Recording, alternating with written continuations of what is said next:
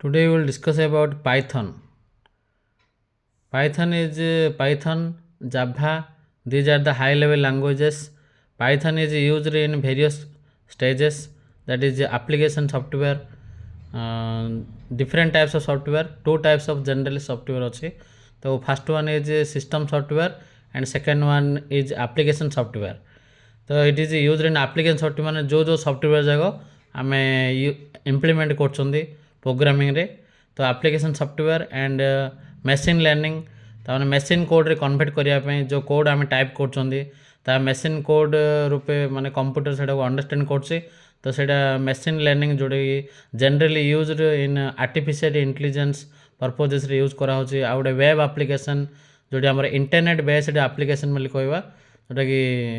Web application means HTML hypertext markup language web language आम use करा होचे जोटा कि इंटरनेट मध्य से कम इंटरनेट बेस्ड एप्लिकेशन सेटा आम वेब एप्लिकेशन कहवा एमर पाइथन यूज होची तो कोडी कोडी माने in which stages Python is used तो आम तापर आमर डेस्कटॉप एप्लिकेशन रे मध्य पाइथन आमर आछे नेटवर्क एप्लिकेशन साइबर सिक्योरिटी रे आमर नेटवर्किंग जो आमर चैप्टर अच्छे नेटवर्किंग रे आमर साइबर सिक्योरिटी अच्छे आमर कोड रो पाइथन को आमर यूज करा होचे साइबर सिक्योरिटी रे गेमिंग एप्लिकेशन रे मध्य पाइथन प्रोग्रामिंग काम आछे data science data analytics data science मध्य कहीं जेकोसी गोटे फंक्शन करने ताहले आमे कौन नेसेसरी अच्छे ना we together different types of data and collection of different types of data information are required तो data science and data analytics रे मध्य पाइथन यूज होची आउ गोटे रहिला हमर आर्टिफिशियल इंटेलिजेंस मशीन लर्निंग आउ जो न्यूरन टेक्नोलॉजी रे यूज होची हमर कोन आर्टिफिशियल इंटेलिजेंस यूज करा होची तो एथिरे मध्य प्रोग्रामिंग रे हमर पाइथन कामरा आछी Python has a rich library what do you mean by library तो लाइब्रेरी माने एथिरे डिफरेंट डाटा इनफॉरमेशन स्टोर ही रहिबो जोटा कि मेमोरी पार्ट भाया मेमोरी लोकेशन से डिफरेंट फंक्शन अच्छी जो फंक्शन जा किसी गोटे वर्क कंप्लीट करिवारे हेल्प कर तो Python has a rich library माने माने huge amount of functions are place in library तो Python has a rich library C language is used in system software तो स्टार्टिंग रे हमरो C language 1972 Dennis Ritchie at Bell laboratory AT&T laboratory हमरो America रे सेटा start हेतिला हमरो but Python हमरो start हैला हमरो 89 तो हमरो पब्लिश हैला हमरो 91 रे तो सी लैंग्वेज को हमें सिस्टम सॉफ्टवेयर बोली कहबा सिस्टम सॉफ्टवेयर एटा को हम एप्लिकेशन सॉफ्टवेयर हमरो जनरली यूज करा जाए पाइथन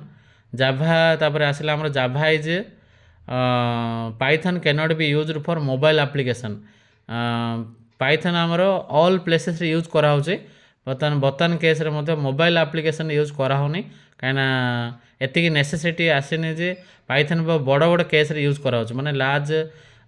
पार्ट गुड़िक व्यवहार जमी आर्टिफिशियल इंटेलिजेंस डेस्कटॉप एप्लिकेशन आउ gaming application these are big parts रे हमर पाइथन यूज करा होचे मोबाइल एप्लिकेशन यूज हेनी और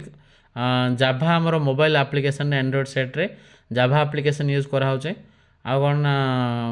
से भाई आमर पाइथन को 3 कैटेगरी डिवीजन कराई जे कोर पाइथन फंडामेंटल पाइथन रूपे आम जो कम आसे तापर 2 नंबर हूँ आम एडवांस पाइथन 3 नंबर हूँ कॉर्पोरेट पाइथन फर्स्ट आम डिस्कसन करें कोर पाइथन कौन Python is also use with database application जो आम कहला जे डाटा एनालिटिक्स आ डाटा साइंस यूज करा होचे तो डाटाबेस माने DBMS पर्पज रे पाइथन यूज करा होचे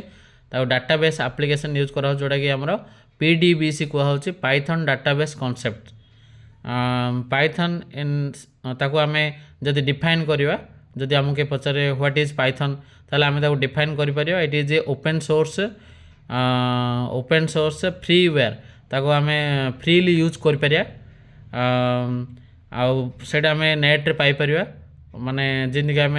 टाइप करिया पाइथन ये भाई आम फ्रीली यूज कर पारिया ये प्रोसीजर ओरिएंटेड फंक्शन आउ object oriented programming language procedure oriented और डिफरेंट फंक्शन यूज करा जमी आम कहले रिच लाइब्रेरी कहले एथर बहुत गुड़े फंक्शन अच्छे डाटाबेस आउ ऑब्जेक्ट ओरिएंटेड ओप्स मीन्स कौन ऑब्जेक्ट ओरिएंटेड प्रोग्रामिंग लैंग्वेज अच्छे platform independent language. It is portable that does not require the particular platform. तो जेकोसी आम गोटे प्रोग्रामिंग आम अलग अलग ऑपरेटिंग सिस्टम रे आम पाइथन के यूज कर Pariya. Python uses functions and methods. These are openly available for users. Etah open सोर्सटा ता माने एटा इजीली अवेलेबल होबो यूजर पाई जोटा कि इजीली से माने यूज कर पारे. टू एक्सटेंस ऑफ पाइथन आमे जे कोनोस गोटे प्रोग्रामिंग नले कोनोस गोटे सॉफ्टवेयर प्रोग्राम जदि आमे किछि लेखुचन तादरे सेथिरे आमे किछि एक्सटेंशन कोड देउचंदी माने फॉर सेविंग द फाइल. तो हमर पाइथन रे two types of extension are used.